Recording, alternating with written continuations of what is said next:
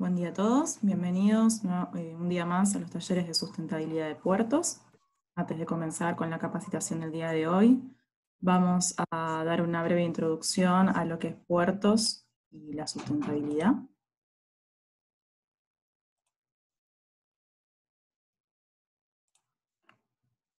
Puertos es un desarrollo urbano ubicado en Escobar, provincia de Buenos Aires, llevado a cabo por Consultatio Sociedad Anónima,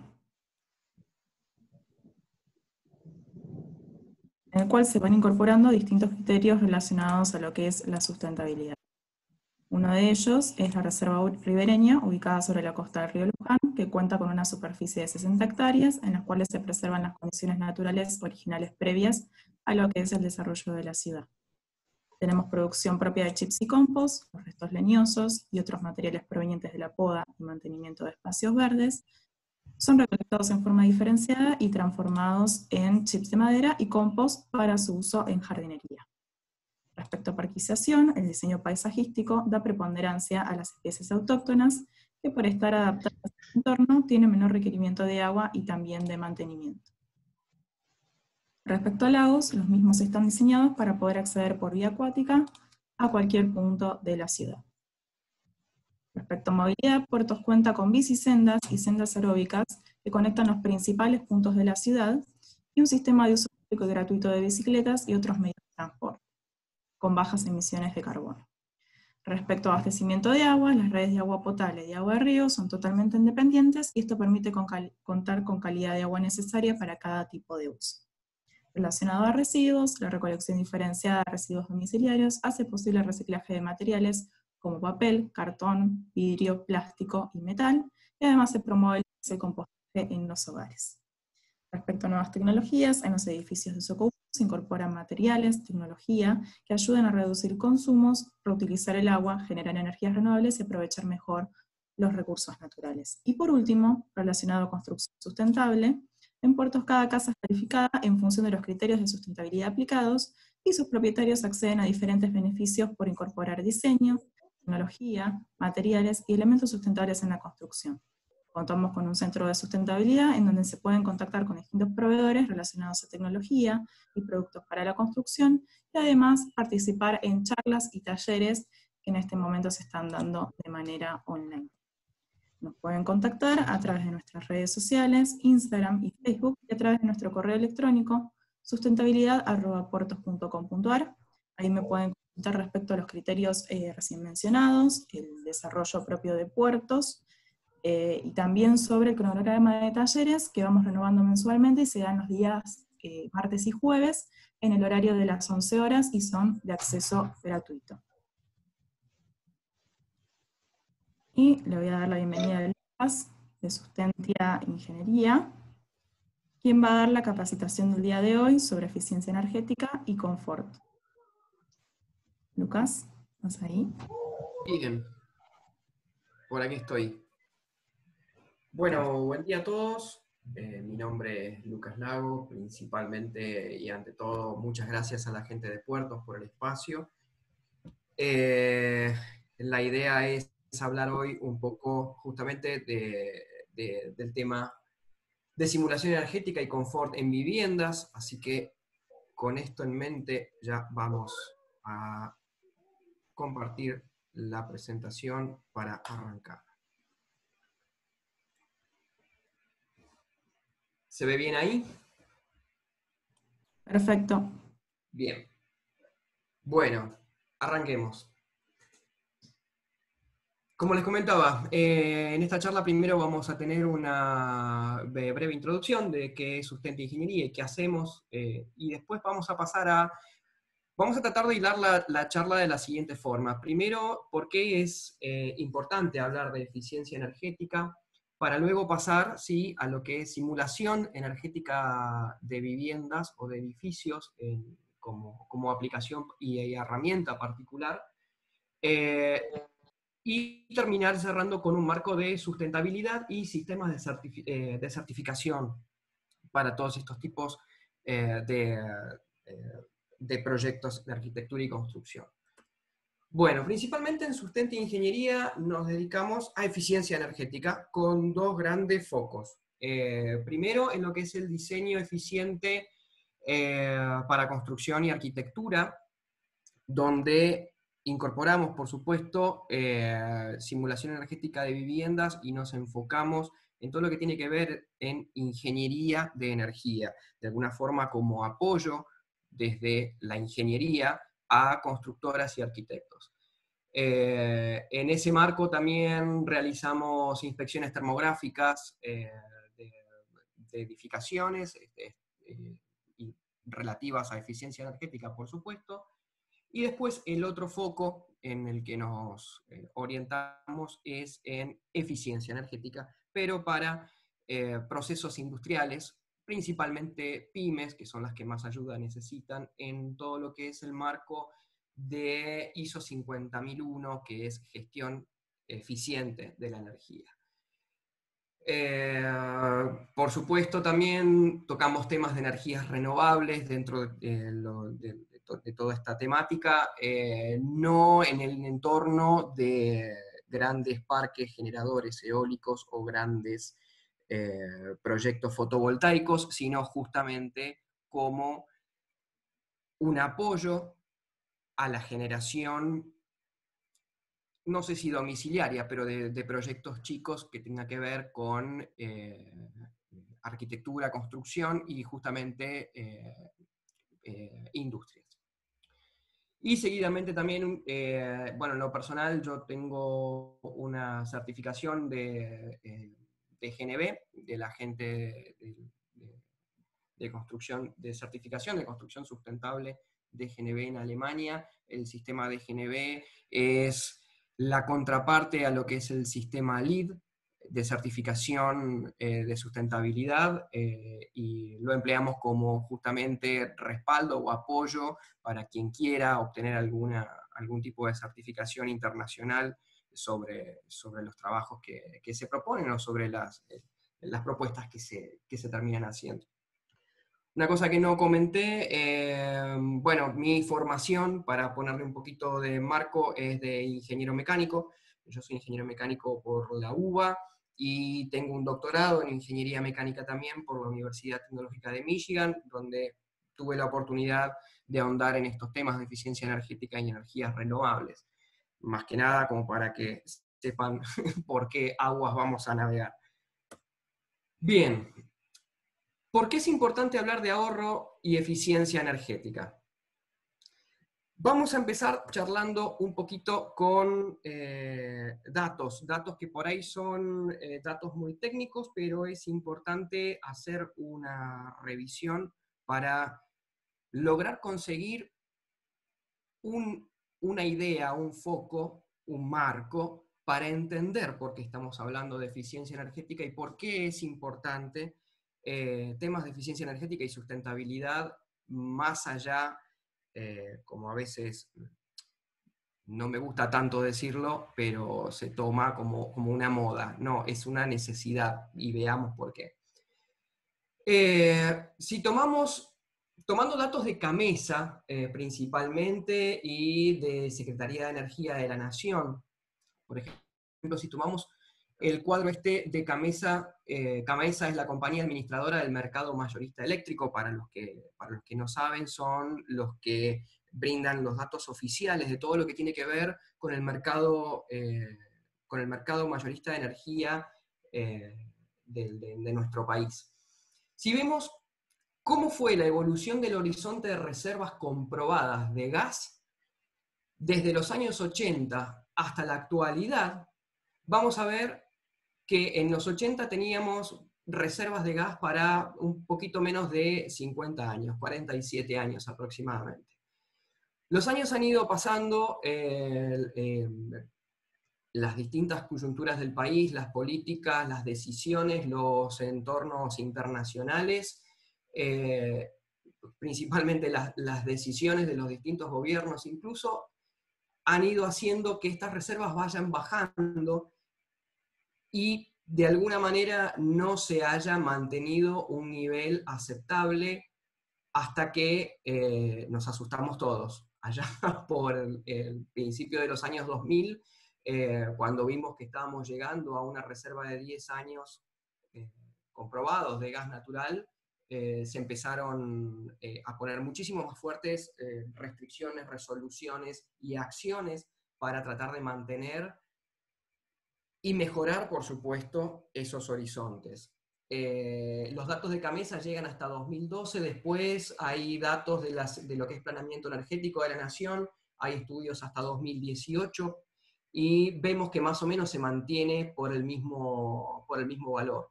O sea, de alguna forma, y eso es algo que me conviene decir al principio, vamos a ver dos cosas importantes, gas y electricidad. ¿Por qué gas y electricidad? Porque son los vectores energéticos que en definitiva terminamos usando en nuestra vida diaria. Y de nuevo, por si no lo mencioné o no quedó claro, este tipo de datos que estamos viendo ahora no pretenden hacer ningún debate político, ni muchísimo menos, son datos fríos. Por supuesto que acá en el medio hay que analizar qué pasa con Vaca Muerta, qué pasa con un montón de proyectos energéticos en el país que nos pueden dar la potencialidad de recuperar estos horizontes, de mejorarlos, pero bueno, que al día de hoy lo que está pasando es que los datos fríos que tenemos son estos. Por supuesto también que todo este mercado se rige por algo que acá no está explicitado, acá está el dato final nada más, que es el dinero, los valores de mercado de todo este gran negocio de que es la energía y el recurso estratégico que significa.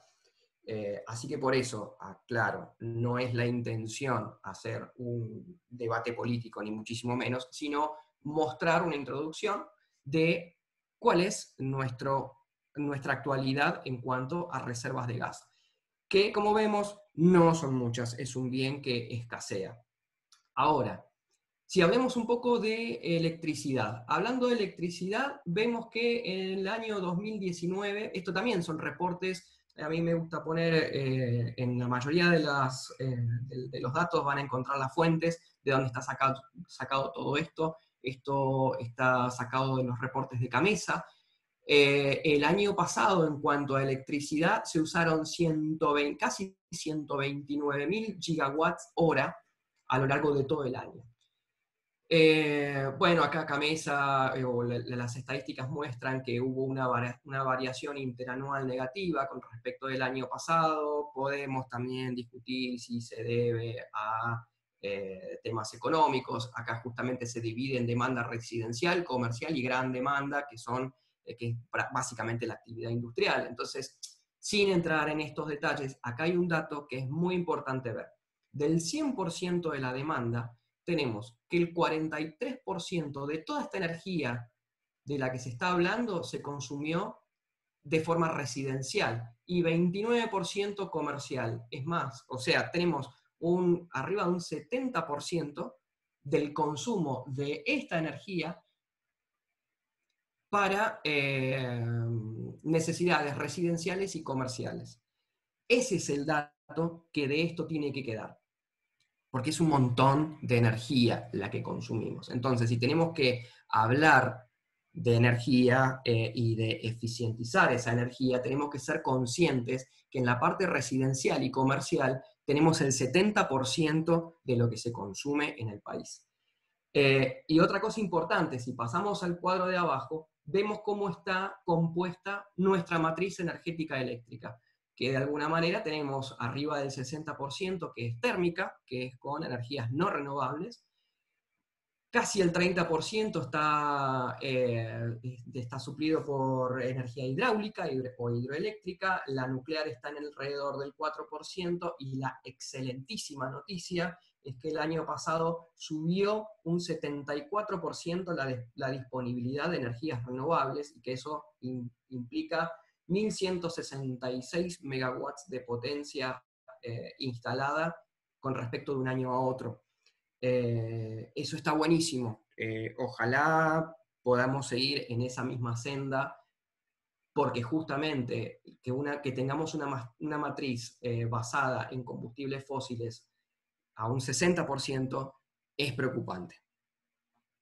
Entonces, otra cosa que es importante, veamos de esa matriz energética eléctrica que veíamos, cómo evolucionan los tiempos, desde los 90 hasta ahora, básicamente. También estos datos los van a poder encontrar con muchísimo más detalle en los reportes estos de Camesa. Fijémonos que la energía hidroeléctrica ha subido durante los 90 un poco y después prácticamente se ha estacionado, lo mismo que la nuclear, pero básicamente nuestro país, la respuesta que ha tenido ante las demandas crecientes de energía a lo largo de los años, ha sido instalando turbinas de vapor, turbinas de gas, ciclos combinados, generación diésel, que es prácticamente todo esto que se ve crecer acá, que es lo que hoy forma ese 60 y piquito % de matriz eléctrica térmica con energías no renovables. Y saben una cosa, de todas esas energías no renovables que se utilizan, prácticamente el principal combustible para generar toda esta energía eléctrica es el gas. Entonces, volvemos a unir con el punto anterior, tras que el gas es escaso, lo utilizamos para generar energía eléctrica. De nuevo, hay políticas y hay resoluciones y hay planes y hay conveniencias donde a veces es preferible comprar gas afuera, a veces es preferible subvencionarlo, hacer políticas de exploración y producción. En eso no nos vamos a meter. La idea de nuevo es ver la foto que tenemos hoy. Hoy tenemos dos vectores energéticos, gas y electricidad, donde estamos justamente utilizándolos para generar energía eléctrica, el gas, y son las principales fuentes que requerimos para nuestra vida diaria. Y finalmente, algo que también es importante, es cuál es la evolución del precio monómico medio anual de energía eléctrica. ¿Qué significa esto? Para bajarlo un poco a tierra, significa cuánto cuesta producir, en este caso, 1 megawatt hora de energía a lo largo de los años. Esta curva está en pesos, así que no le den no hay que asustarse por la rampa porque cada vez sea más caro comprar energía o producir energía. Esta curva tiene justamente las distorsiones debidas a nuestros cambios de cotización de moneda respecto al dólar.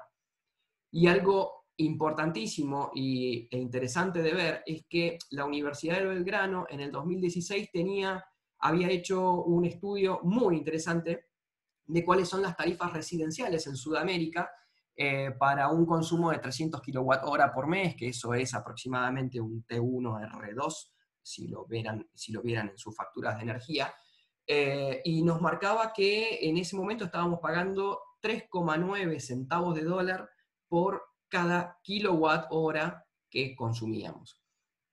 Comparado con el resto de las regiones, estamos muy por debajo del promedio. Entonces, una de las cosas que hicimos para esta presentación fue, bueno, calculemos cómo estamos hoy, después de todas estas idas y vueltas que hubieron con tarifas de energía, qué subsidio sí, qué subsidio no, qué devaluación. Bueno, contame cómo estamos hoy. Si uno toma el precio monómico actual al mes de junio, es esto, en un promedio de un año, de junio a junio del año pasado, nos da que producir 1 kilowatt de energía tiene un costo de 5 centavos de dólar. Estamos pagando 3,7 centavos de dólar. Esto, de nuevo, es un dato puntual sacado con tarifas de Capital Federal en Buenos Aires. Distinta es la situación en el interior del país, pueden haber variaciones, la energía es bastante más cara en el interior del país, pero tampoco va a estar variando tanto como, por ejemplo, sí están pagando en Uruguay. Estas actualizaciones en rojo son actualizaciones a 2020 de esos precios que reportaban en 2016 para ver si esto sigue siendo válido. Y sí, más o menos la media se comporta. Nosotros hicimos actualizaciones con Chile, con Ecuador, con Colombia, con Uruguay, donde los focos de consumo son puntuales. No nos animamos a hacer, obviamente, el estudio que hizo la Universidad de Belgrano con Brasil, porque tienen muchísimos focos. Brasil es enorme, hay que hacer un estudio muchísimo más grande para corroborar este precio de acá, pero esto nos da que más o menos los valores internacionales en 4 años más o menos siguen en lo mismo, y nosotros nos da que estamos más o menos en lo mismo hoy con las devaluaciones que estamos teniendo, y tal vez inclusive estamos un poquito más baratos que en 2016. ¿Cuál es la conclusión de todo esto? Así ya pasamos a otra cosa. ¿Y por qué es importante hablar de energía, de eficiencia energética? Es porque la energía es escasa, es cara de generar y la estamos pagando barata, muy barata. Entonces, por eso tenemos que enfocarnos muchísimo en un recurso que es muy limitado. Bueno, con esto en mente, entonces, ahora sí, pasemos a eficiencia energética en edificio y en edificios o construcciones, casas, viviendas, lo que sea, y un poco al tema grueso de hoy. Y empecemos definiendo qué es ahorro y eficiencia energética. Ahorro de energía, se dice que es ahorro de energía cuando evitamos un consumo mayor mediante cambios en las pautas de uso, como por ejemplo control de encendido en luminarias, regulación de termostatos, o sea, dejamos de gastar. Pero ¿qué tiene de diferente la eficiencia energética? La eficiencia energética implica consumir menos energía obteniendo un mismo beneficio o servicio. Quiere decir, por ejemplo, que si tenemos luminarias de las viejas o las cambiamos a luminarias LED de nueva tecnología, en las viviendas o en los edificios aprovechamos temas de ventilación natural, adecuación de aislaciones. Entonces, en definitiva, lo que estamos manteniendo es nuestro beneficio, servicio o confort, en este caso, pero consumiendo menos energía. Entonces, de eso se trata justamente la herramienta que vamos a ver hoy. Y es importante acá otro concepto, que es cuando aplicamos eficiencia energética, principalmente para proyectos de arquitectura y construcción. Y normalmente las consideraciones de eficiencia energética en un proyecto suelen estar en consideración en el momento de dimensionamiento de equipos de climatización, principalmente, desaprovechando etapas previas. Acá, bueno, acá en la presentación dice modelado para certificación LEED. Sí, estos son para edificios que fueran a tener certificación LEED. Y normalmente, desgraciadamente, lo que se hace es ya en una etapa avanzada de las fases de proceso de diseño, es empezar a ver, che, ¿qué puedo hacer con eficiencia energética? Pero realmente el beneficio de todo esto y lo que se propone es un diseño más holístico, que se llama, que es, en definitiva, y bajándolo a tierra, es un ida y vuelta entre lo que es la ingeniería de energía y los diseños de arquitectura, que es poder entrar en etapas tempranas de prediseño, de diseño conceptual y de desarrollo, optimizar el proyecto en términos de consumo de energía, pero no no descuidando el confort que vayan a tener las personas. Esto sí logra un alto impacto en términos de eficiencia energética, y de alguna manera nosotros en Sustentia siempre decimos que intentamos la pata de ingeniería de energía para los arquitectos y las constructoras, así como, por ejemplo, los ingenieros civiles son la pata estructural dentro de lo que es el diseño de proyectos. Y ahora viene otro dato muy interesante, porque vimos que la energía es escasa. Nos decíamos que de la energía eléctrica se consume el 70% entre lo que es demanda residencial y comercial, Pero, y ahora decís, ok, ¿y en qué me enfoco? ¿En qué puedo optimizar la energía? ¿Cuáles son los grandes focos de consumo? Bueno, hace poco tiempo atrás la Secretaría de Energía actualizó estos datos y muestra, o corrobora, mejor dicho, porque los que estamos en el tema lo sabemos, que la parte de climatización y agua caliente sanitaria son las que más energía llevan en estos... en los consumos. Aquí también está la parte de piloto. El piloto podríamos sacarlo, dejar a pilotos de termotanques, pilotos de calefón. Acá está mezclando, ojo, acá está mezclando los dos vectores energéticos, gas y electricidad.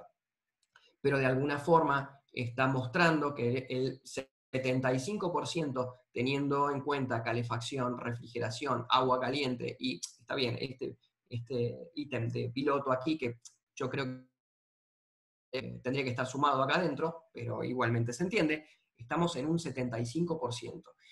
¿Qué quiere decir? Que si vamos a trabajar sobre las luminarias de un proyecto, en eficientizar las luminarias y decir, no, voy a poner energía solar fotovoltaica, sí voy a estar trabajando, pero no voy a estar teniendo un gran impacto. Normalmente acá está puesto el 2%, dependiendo del proyecto, por supuesto, esto puede variar, no suele irse mucho más arriba que el 4%. Pero donde sí hay que poner foco es en este tipo de variables, con lo cual quiere decir que la energía que usamos día a día de forma residencial y de forma comercial es para sentirnos bien, para estar confortables dentro de los ambientes que habitamos. Bueno, con esas ideas, entonces, ahora vamos a pasar a qué son las simulaciones energéticas y qué variables intervienen. Bien, la simulación energética, en definitiva, son balances energéticos. Termina traduciéndose en software que permiten hacer un diseño 3D, en este caso, muchas veces simplificado, no se hace un diseño 3D como si se estuviera hablando de un render de una casa, de un proyecto, de un edificio. Se arman modelos específicos que tienen que ver principalmente con la envolvente del edificio, con los usos que se le va a dar, dividido en lo que se llaman zonas térmicas, que en definitiva van a ser esos usos que les mencionaba, que pueden tener. Y para llevarlo a un plano corto, al plano básico, lo que se termina haciendo es un balance de energía con un modelo de masas acopladas. Eso es muy ingenieril, seguramente haya gente técnica aquí, pero la idea es no meternos en la parte técnica, porque esto es una introducción únicamente, pero sí saber que ese balance de energía contempla las leyes de conducción, convección y radiación de energía. Lo interesante de esto es que imagínenselo como una caja negra, se los puedo contar como una caja negra donde van a estar pasando un montón de cosas que les voy a comentar ahora, pero en esta caja negra se tienen en cuenta todos los intercambios energéticos a lo largo del tiempo de una vivienda, de una vivienda, de un proyecto, de un edificio. ¿Qué quiere decir a lo largo del tiempo? Normalmente vamos a tener que se usan datos estadísticos climáticos para los proyectos que tienen que ver con el emplazamiento, y eso nos permite hacer un estudio, hasta inclusive de forma horaria, a lo largo de un año típico. Entonces, esas ecuaciones que no me quise ni meter porque vamos a estar mucho tiempo, esas ecuaciones de transferencia de calor que se estudian en el edificio, se combinan con datos climatológicos estadísticos promediados para el sector, donde no solo se incluyen temperaturas, se incluyen datos, obviamente temperaturas, humedad, vientos. Al tener la posición geográfica del proyecto, también puedo tener automáticamente el recorrido del Sol para ese punto y la exposición solar a lo largo de cada instante del año. Entonces voy a tener dentro de esa ecuación de energía, voy a tener al Sol aportando energía. Voy a poder hacer un estudio de sombras para tener en cuenta el medio en el que estoy emplazando ese proyecto, cómo lo afecta el medio. Inclusive podría estudiar cómo mi proyecto afecta al medio también, en estudios de sombra. Y en definitiva, estos datos, con otros que vamos a ver después, lo que terminan haciendo es buscando una condición de confort térmico a lo largo del año, minimizando más variables, que es lo que vienen ahora, que son las variables que componen el edificio, como pueden ser los materiales que se usan para el envolvente, los tipos y disposición de aberturas, qué esquemas de ocupación y actividades se van a tener dentro del edificio, si hay cargas internas como equipamientos, como puede ser en oficinas, equipos específicos que se tengan, si se utilizan masas térmicas, muchas veces en arquitectura, lo que por supuesto, todo esto tiene mucho que ver, en ningún momento lo hablé, pero todo esto tiene que ver, está llevado de la mano con lo que es arquitectura bioclimática. Entonces muchas veces se utilizan parte de los muros de la envolvente como masa térmica. Entonces estos software, estas simulaciones energéticas justamente dejan ver cuáles son los reales rendimientos de esas masas térmicas, los comportamientos a lo largo del tiempo, y de alguna manera nos crean un enorme campo de aplicación donde nos podemos preguntar, ¿y qué tal si? ¿Y qué tal si? Y lo que se te ocurra. Por eso es muy interesante con este tipo de estudios, que normalmente llevan entre 2 y 3 iteraciones entre los equipos de arquitectura o de diseño y la gente de ingeniería que se dedica a estos temas, porque se pueden hacer pruebas de lo que a uno se le ocurra y optimizar muy bien lo que sea mejor para el proyecto, desde materiales para el envolvente, como les decía, la influencia, no solamente la influencia de cambiar a vidrios dobles o a vidrios triples, con ruptura de puente térmico, que podemos entrar en un montón de categorías de materiales y elementos para la construcción. No solamente los podemos evaluar, sino que además podemos optimizar su posición, su orientación, la distribución interna de los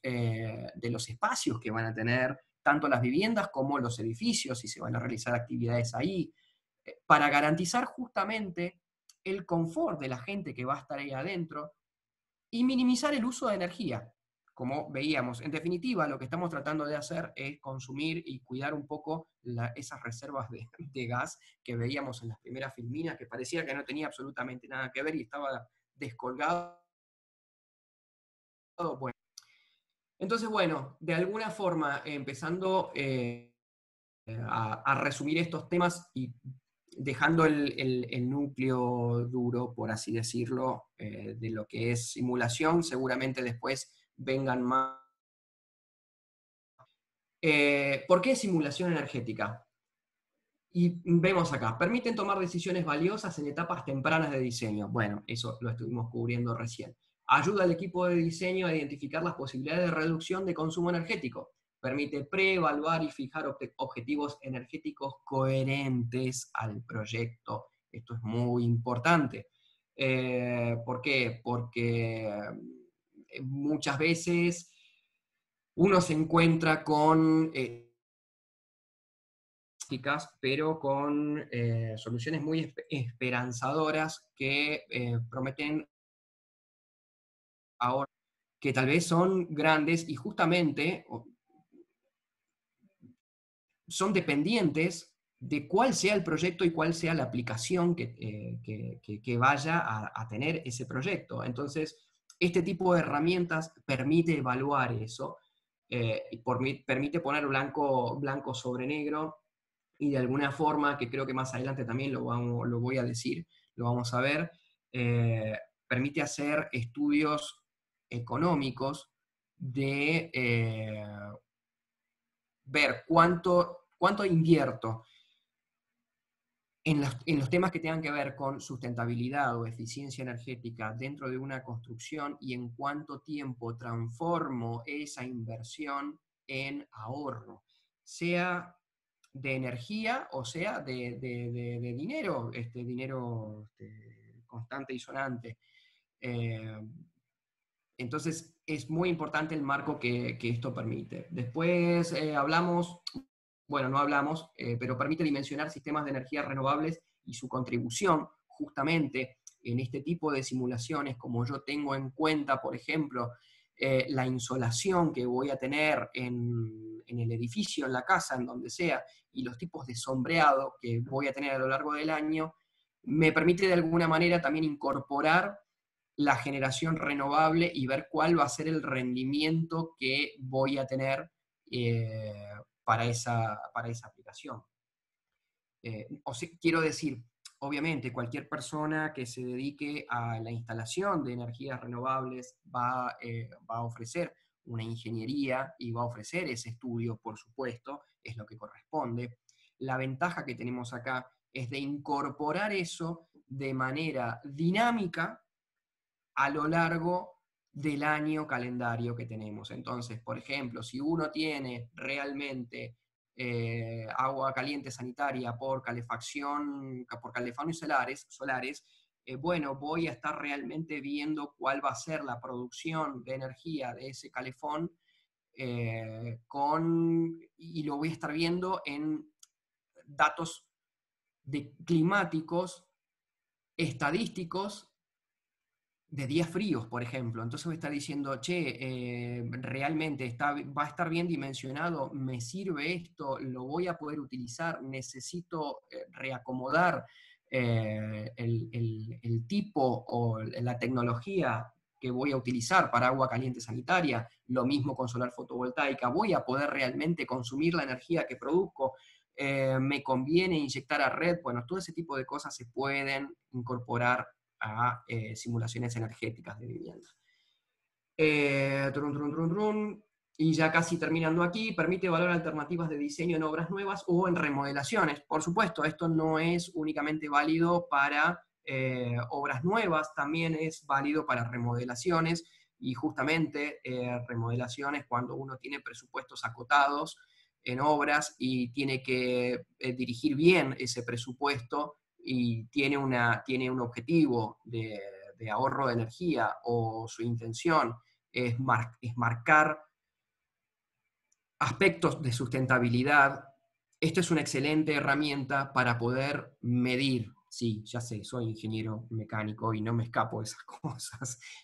A nosotros nos gusta medir todo y llevar a números fríos. Esto es una herramienta que permite realmente hacer todo eso. Y en este contexto, como último, aclarar, por supuesto, que la simulación es siempre más barata que construir de forma deficiente. Siguiendo un poquito con esto, ¿qué tipos de estudios permiten hacer las simulaciones energéticas? Entonces vamos a tener que podemos estudiar la demanda térmica en base a la ocupación, como veíamos hace un ratito con las variables que intervenían, en base al clima, las condiciones edilicias, la optimización del envolvente en términos de optimización térmica, los materiales que se vayan a utilizar, estudios de estrategia de control térmico, y acá viene la incorporación de cosas que están excelentes, que es todo lo que tiene que ver con domótica, que ayuda muchísimo hoy día al control y a la eficiencia energética. Esos conceptos se pueden incorporar a las simulaciones energéticas y se pueden adecuar las estrategias de control de domótica a todo lo que tenga que ver a climatización.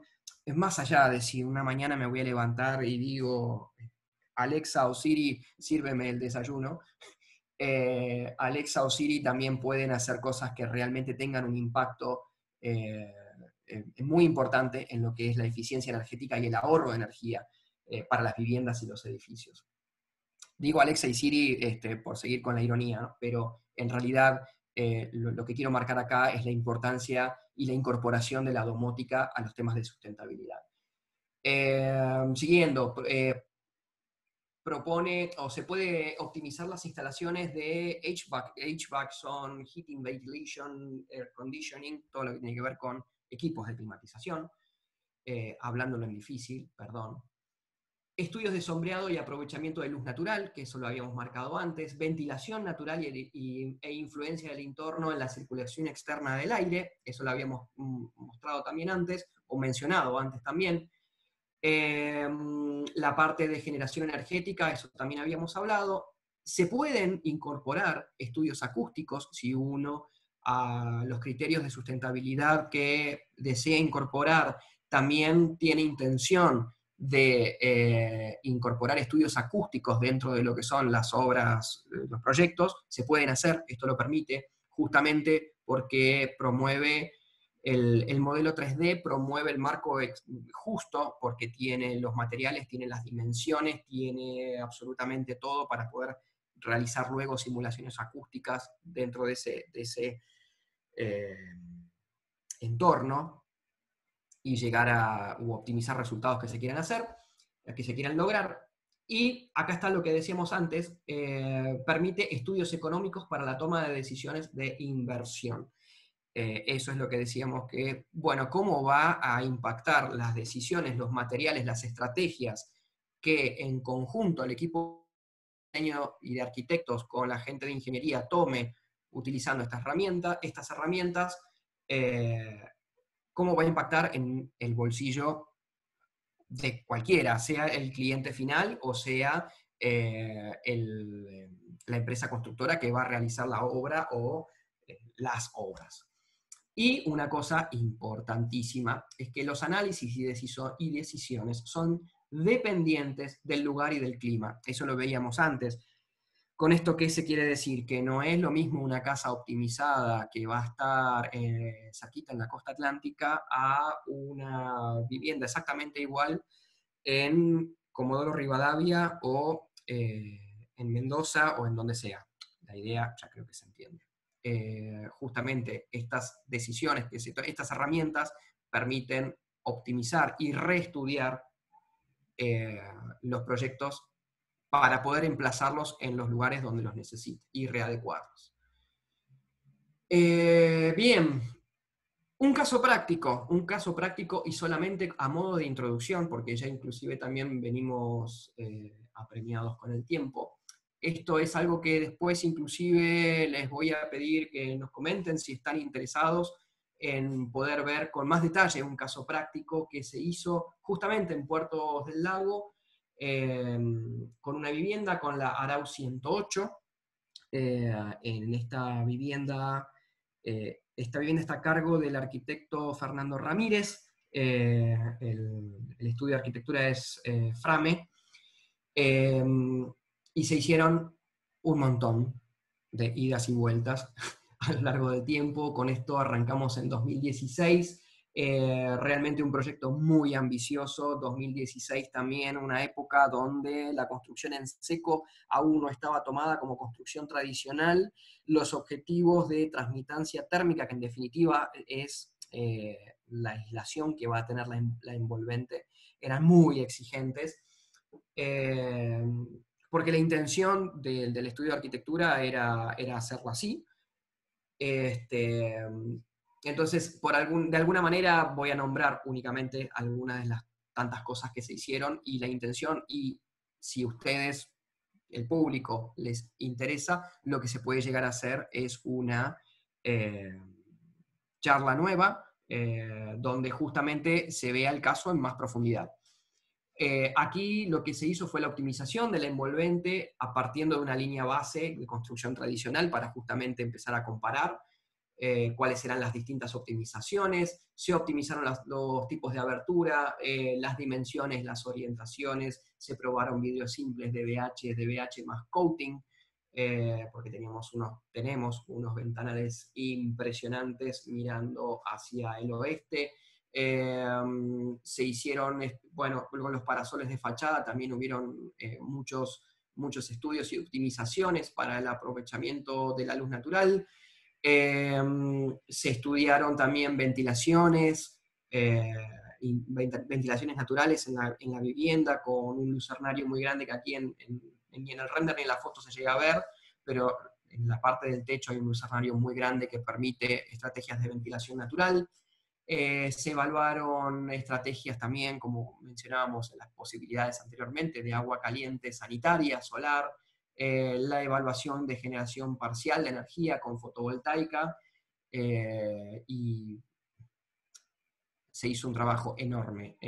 Esto que está aquí abajo es solamente a modo ilustrativo. Esto lo pusimos, acordamos con el arquitecto poner este gráfico porque recuerdo que esta fue una de las optimizaciones que se hizo en cuanto al envolvente de la casa, partiendo de la línea base de construcción tradicional, del ladrillo tradicional, a una construcción aislada. Habíamos bajado muchísimo la necesidad de calefacción, pero bueno, de nuevo, no le den mucha bolilla ahora, en este momento, porque hay que mirarlo en un contexto que requeriría una presentación aparte. Así que eso vamos a dejarlo justamente para otro momento, pero no quería dejar de nombrar que en Puertos del Lago tenemos una vivienda que pueden ir a verla y que estuvimos trabajando muchísimo en todos estos aspectos. Remodelación o retrofit con eficiencia energética. Bueno, esto lo vamos a pasar rápido porque tiene que ver más con auditorías energéticas que se puedan llegar a hacer, tanto edificios, viviendas, edificios de oficina, lo que sea, para justamente después aprovechar temas de eficiencia energética. No lo vamos a ver aquí porque por ahí no es el espíritu hoy de puertos con viviendas particulares, pero va a quedar en la presentación que después van a poder tener. Y finalmente vamos a pasar vamos a cerrar con sustentabilidad y sistema de certificación. No sé si fue muy rápido, muy fuerte la montaña rusa por la que anduvimos, pero de alguna forma el hilo conductor es, tenemos energía que es escasa, que la estamos pagando muy barata, que tenemos que ser conciencia de eso, que el 70% de esa energía la consumimos de forma residencial y comercial, que el 75% de ese 70% de energía se consume en climatización, básicamente, agua caliente sanitaria, pero en definitiva en confort. Y entonces, a partir de ahí, veamos una definición de sustentabilidad que la verdad que pasan los años y hay pocas que se le arriman a la de 1987, cuando dijeron que el desarrollo sustentable es aquel que satisface las necesidades del presente sin comprometer la capacidad de futuras generaciones de satisfacer sus propias necesidades. Entonces, me parece, podríamos haber arrancado con esto, pero me parece que después de todo lo que vimos es importante caer al núcleo de qué significa sustentabilidad ahora, después de todo lo que vimos. Por supuesto, seguramente esta definición, todos los que están metidos en temas de sustentabilidad, están en el ámbito, la conocen, saben que la sustentabilidad es el equilibrio entre ambiente, sociedad y economía, por supuesto, pero me parece que es oportuno el momento de hacer una reflexión de esto, luego de haber visto todo lo que vimos. Aquí mismo también la Secretaría de Energía de la Nación, en un estudio realizado en 2018, arma en un gráfico de torta de absolutamente toda la energía que se consume en el país. Ahora no hablamos únicamente de energía eléctrica, sino que hablamos de todos los tipos de energía que se consumen en el país. Nos están mostrando que cerquita del 40% siguen siendo consumo residencial y consumo comercial. El resto se lo va a llevar la industria, el sector agropecuario, el transporte, pero ojo, sigue siendo importante, sigue siendo grande. Entonces es muy importante trabajar en eficiencia energética y en sustentabilidad con foco en estos tipos de energía y en estas optimizaciones que hablamos para realmente lograr un impacto. Yendo y casi para concluir a la parte de sistemas de certificación hay muchísimos, principalmente y de forma internacional. Están los más conocidos, el LEED, que es americano, y el DGNB, que es la contraparte europea, que funciona desde Alemania para casi toda Europa. Hay otros sistemas, por supuesto. Está Edge, que es un derivado, un spin-off de lo que es LEED. Son todos estándares internacionales que son valiosísimos. Realmente, a ver, para que tomemos conciencia, no es que la gente en los demás países hizo conciencia antes de todo esto porque realmente está comprometida con el ambiente. No, ¿saben qué? Pagan carísima la energía. Entonces, a partir de eso, empiezan a trabajar en la optimización y están trabajando en la optimización desde hace muchísimos años. Por eso, los sistemas de certificación internacionales tienen la trayectoria que tienen, la experiencia, el reconocimiento, la validez, y son excelentes porque traen mucho camino, muchísimo camino andado. A nivel nacional se está trabajando muy fuerte, considero que es excelente, que es el etiquetado energético de viviendas. El etiquetado energético de viviendas, de alguna forma, no, en realidad establece un índice de prestación energética de un inmueble como una cantidad estimada de energía primaria que demanda el uso de un inmueble durante un año por metro cuadrado, satisfaciendo las necesidades asociadas únicamente a energía requerida para climatización, agua caliente sanitaria e iluminación, según niveles de confort establecidos por las mejores prácticas vigentes y estándares internacionales. Sí, leí la definición, por supuesto. Y este etiquetado de viviendas está basado en una actualización de la normativa IRAM, en la 11.900, la cual tuvo una actualización reciente en 2017. La gente de la provincia de Santa Fe, la Secretaría de Energía Provincial de Santa Fe, en 2015 se puso a trabajar muy fuerte y fue pionera en este tema en el país, con el etiquetado de viviendas. Luego, por suerte en ese momento, la Subsecretaría de Ahorro y Eficiencia Energética tomaron contacto con la gente de Santa Fe, se incorporó la Comisión Nacional de Energía Atómica, el INTI, IRAM, y se terminó haciendo la actualización de esa IRAM 11.900, que traía una versión bastante desactualizada. Se terminó llegando a un procedimiento de cálculo, a este índice de prestación energética, que en definitiva hace exactamente, o tiene la finalidad de calcular cuál es la energía primaria que va a necesitar un país para abastecer la demanda de confort en los sectores residenciales en la Argentina.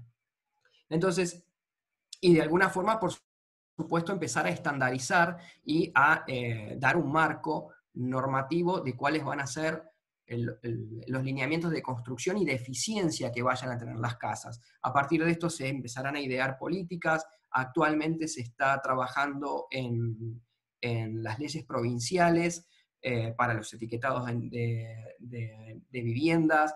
Se hicieron pruebas piloto en Tucumán, Bariloche, Mendoza, Buenos Aires. Bueno, Santa Fe, por supuesto, tuvo su prueba piloto de etiquetado de viviendas. A partir de ahí se han tomado datos estadísticos para justamente armar una escala de valores de lo que va a ser eficiencia en las distintas viviendas. A principio del 2020 hay aproximadamente 1.400 viviendas ya calificadas en el país, y es un marco, nuevamente, que está en movimiento, está en funcionamiento, está avanzando en nuestro país, y yo creo que es valiosísimo, porque justamente atiende las necesidades de muchísimos sectores, del inmobiliario, porque justamente no es lo mismo el valor de una vivienda calificada que sin calificar. Te va eh, a dar una previsión de lo que van a ser los usos de energía y los gastos energéticos que vayas a tener en esa vivienda que compres, cuáles van a ser los gastos previstos de energía que vas a tener, que no es lo mismo tenerlos que no tenerlos. Se darán después, imagino, políticas provinciales, municipales, las que correspondan, de incentivos a todo lo que tenga que ver con sustentabilidad y eficiencia energética. Y principalmente, y a nivel país, que por eso lo promueve la Secretaría de Energía, termina siendo una herramienta que permite tomar buenas decisiones a nivel energético estratégico, a corto, mediano y largo plazo. Entonces, tal vez el día de mañana podamos llegar a hacer otra charla donde podamos hablar un poco más del etiquetado de viviendas. Una cosa que sí es importante decir: el etiquetado de viviendas no contempla simulación energética de viviendas. Una cosa que no mencioné, sí dije que es un estudio, una herramienta que permite hacer estudios dinámicos a lo largo de un año calendario.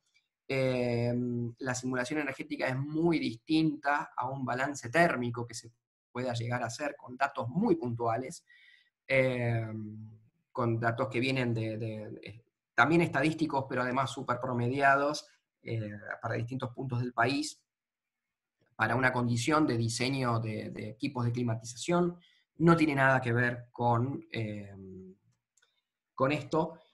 Y el etiquetado de viviendas, si bien no es un balance térmico simple, no llega a ser una simulación energética, está en el medio, pero así todo contempla muchísimas variables y muchísimos aspectos que originalmente o habitualmente en herramientas disponibles no se están teniendo en cuenta. Con lo cual es importantísimo que, si están en este tema y no conocen lo que es el etiquetado de viviendas, les recomiendo que empiecen a averiguar, y creo que vamos a poder hacer algún taller un poquito más adelante, por ahí inclusive con gente que esté bien metida en tema en Secretaría de Energía. En lo particular, yo eso no lo nombré, yo estoy involucrado en lo que es el etiquetado de viviendas en Mendoza. Formo parte de la comisión que está redactando el proyecto de ley para lo que es etiquetado de viviendas aquí en la provincia, y les puedo garantizar que hay gente tremendamente capaz trabajando en todo esto, y creo que puede llegar a ser un marco que cambie todo lo que tenga que ver con criterios de sustentabilidad y eficiencia energética residencial. Bueno, conclusiones, cerrando un poco el viaje este. Veamos, es importante adoptar un nuevo paradigma, promover la sinergia entre la ingeniería energética y la arquitectura para abordar soluciones integrales. Bueno, es lo que veníamos diciendo desde un principio, el poder trabajar en conjunto y desde etapas tempranas para poder realmente aprovechar no solamente estas herramientas, sino optimizar criterios de diseño y temas que tienen que ver con ingeniería de energía, que tal vez los arquitectos no estén tan familiarizados. Es importante poder hacer estas observaciones o estos trabajos desde una etapa temprana. El modelado energético es una gran herramienta para la previsión de consumos y confort. Bueno, sí, eso lo estuvimos viendo de sobra el valor agregado de este tipo de estudios es tangible para el cliente en términos económicos, y se potencia la imagen del estudio de arquitectura que aborda este tipo de proyectos. Normalmente sí, porque justamente son cosas que recién ahora, no hace mucho tiempo, se están empezando a... nosotros, una cosa que no dije, pero desde Sustentia venimos trabajando desde 2015 en todo esto. Entonces, en ese momento sí, este tipo de conclusiones eran rotundas. Y después, bueno, finalmente las energías renovables pueden ayudarnos en el ahorro, y es importante conocer y cuantificar los recursos disponibles, cosa que este tipo de herramientas también nos permiten, incorporándolos, estos criterios, a los proyectos y pudiendo estudiar como un todo. Bueno, y desde ya muchísimas gracias por la atención, el tiempo, y quedan los contactos. Y no sé, Vero, si querés que pasemos a preguntas. Perfecto, Lucas. Sí, tenemos algunas preguntas que, bueno, respecto a tiempo vamos a tener que hacer una selección, ¿no? Pero volviendo, Bien.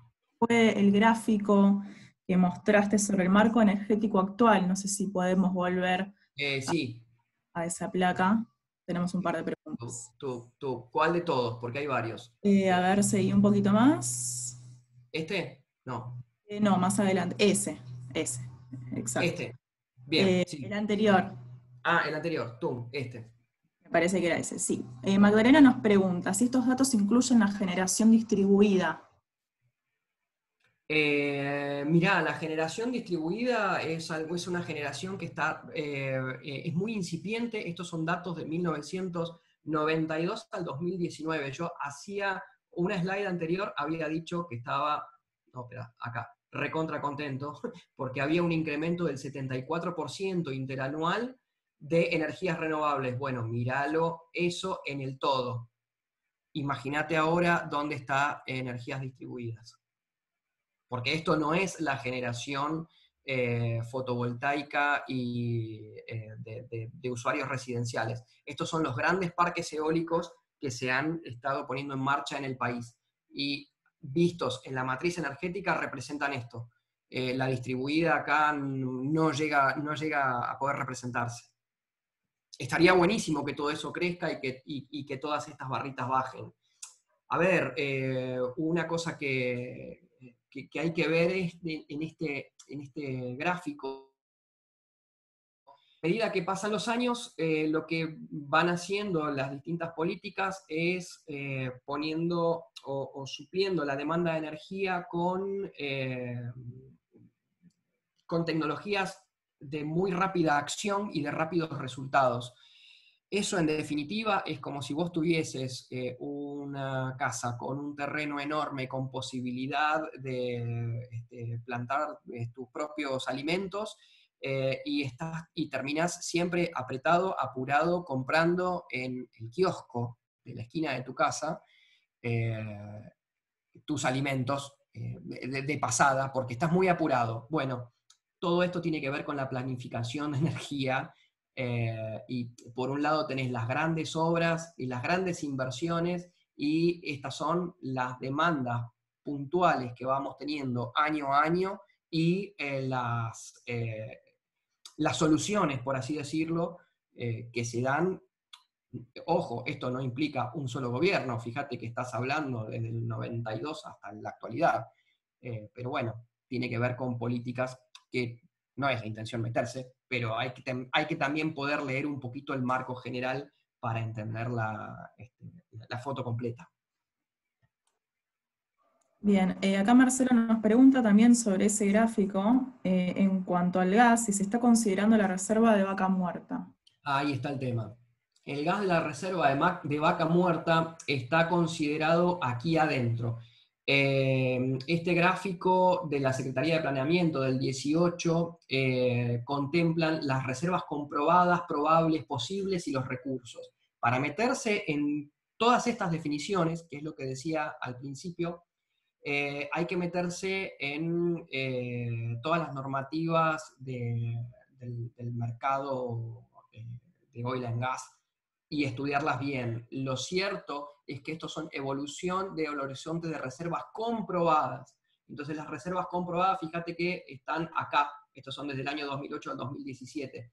Todo lo que es vaca muerta se incluye en otros ámbitos que no del todo terminan repercutiendo en este gráfico de reservas. Como decía, sí, están latentes.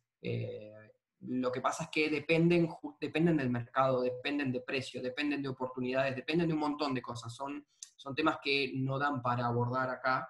La intención de estos gráficos es poner al auditorio de alguna forma en contexto, en decir que la cantidad de gas que tenemos para consumo, si bien puede haber una potencialidad muy grande, ojo que lo que normalmente venimos consumiendo se va achicando cada vez más.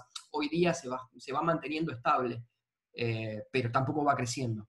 El día que Vaca Muerta realmente pueda explotar, esto también va a explotar y va a estar buenísimo. Pero al momento los gráficos fríos lo que muestran hoy es esto.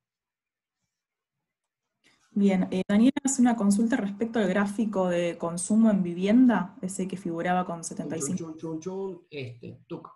Es exacto. Sí. Nos pregunta en base a qué está calculado este porcentaje, porque por ejemplo, pregunta qué tipo de calefacción o refrigeración tiene, el tipo de termotanque también. No, esto, la Secretaría de Energía lo que hace cuando termina abriendo este tipo de gráficos, son promediados en absolutamente todos. Esto, como yo les decía antes, no es únicamente energía eléctrica o energía de gas, es energía como un todo. Energía como un todo. Este gráfico está sacado, si mal no recuerdo, del manual, tengo que corroborarlo con los chicos, pero si mal no recuerdo, está sacado del manual de sustentabilidad que tiene publicado la Subsecretaría de Ahorro y Eficiencia Energética. Todos estos gráficos que yo estoy poniendo están con referencia y se puede conseguir online fácilmente. Así que más datos sobre esto se pueden llegar a conseguir en esa fuente. Roberto nos pregunta cuál es el costo para evaluar la eficiencia energética y los mejores métodos de aislación y calefacción para una casa a construir de 200 metros cuadrados. Es una pregunta, ¿cuál es el costo? ¿A qué se refiere con costo? Costo del servicio, me imagino, de asesoramiento. Del costo del servicio, que me parece que corresponde hacerlo por privado, no sé si porque la verdad que así a ojo de buen cubero hay que ver cuál es el proyecto, cuál es la intención, qué alcance se quiere tener. Por supuesto, cuando abordamos estas temáticas, nosotros normalmente no lo ofrecemos como un paquete fijo, porque justamente hay tantas cosas que se pueden hacer y pueden ser tan distintos las necesidades de cada proyecto que se evalúa individualmente cada uno de los proyectos. Así que bueno, te invitamos a ponerte en contacto. Bien, acá estoy viendo varios mensajes de agradecimiento. A ver acá. De nada. El etiquetado, acá Ariel nos escribe, el etiquetado no tiene incorporado la posibilidad de que no tengas AA en la vivienda, tampoco evalúa las alternativas bioclimáticas. ¿Qué pensás de eso?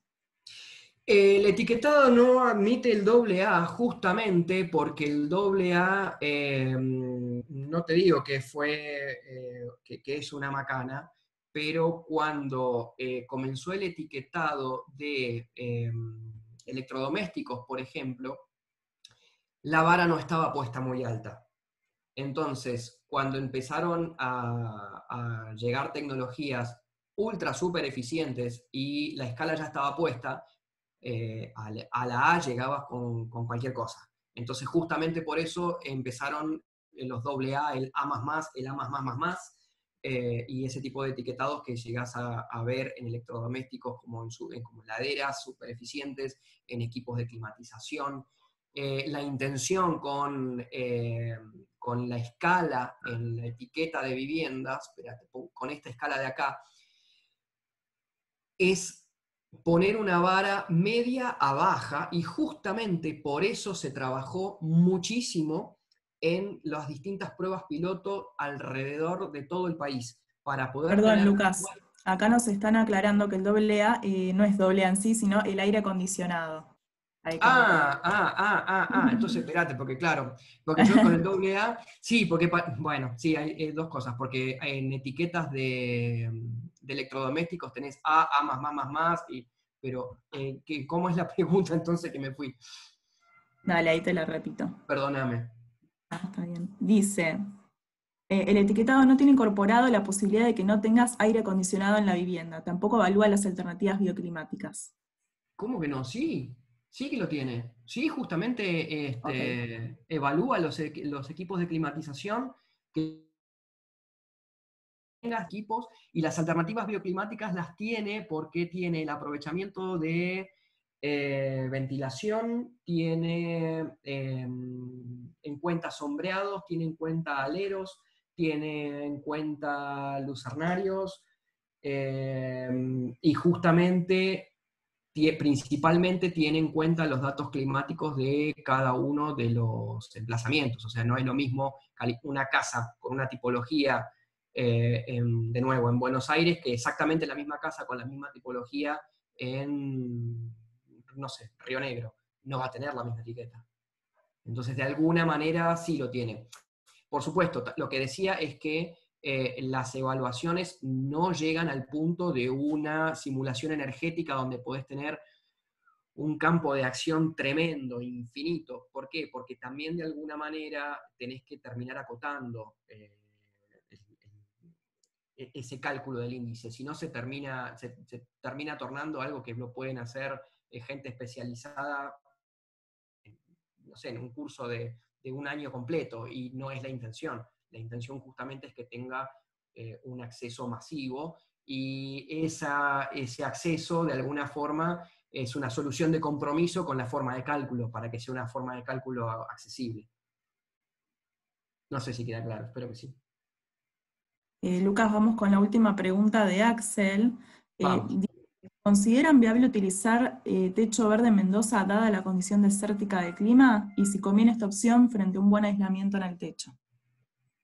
Mirá, nosotros no nos dedicamos a techos verdes. Conocemos gente que sí trabaja en techos verdes. Con la condición del techo verde, en definitiva lo que terminás haciendo es modificando la aislación y la inercia térmica que pueda llegar a tener. En Mendoza es bastante particular, porque justamente los techos verdes son más bien marroncitos, porque las plantas autóctonas son plantas desérticas, como bien decían por ahí. Eh, Depende de la solución que se vaya a aplicar. Eso, la verdad, que depende de la solución, depende de la superficie que vayas a terminar aplicando el techo verde, qué es lo que tengas abajo. Son cosas que hay que evaluar. No se puede tomar tan ligeramente una opción de sí, no, vale, no vale, sirve, no sirve, con una cosa así. Es bastante específica. Muy bien, Lucas. Bueno, te agradezco muchísimo por participar el día de hoy. Ahí en pantalla tienen el contacto. Igualmente hoy vamos a estar enviándoles a todos los inscriptos lo que fue la grabación desde el principio y también esta presentación adjunta. Y ahí mismo van a tener el contacto también de Lucas por cualquier consulta que tengan o proyecto que quieran enviarle. Bueno, nuevamente muchísimas gracias a Puertos por el espacio, y quedamos en contacto. Por supuesto, como bien dijo Vero, está el correo, está la página. A partir de la página, no puse las redes sociales acá, nos olvidamos de ponerlas, pero si entran a la página están las redes sociales. Estamos en contacto y ojalá podamos ayudarlos en lo que necesiten. Bueno, Muchas muchísimas gracias, gracias. Lucas. A Nos vos. vemos. Hasta Adiós. la próxima.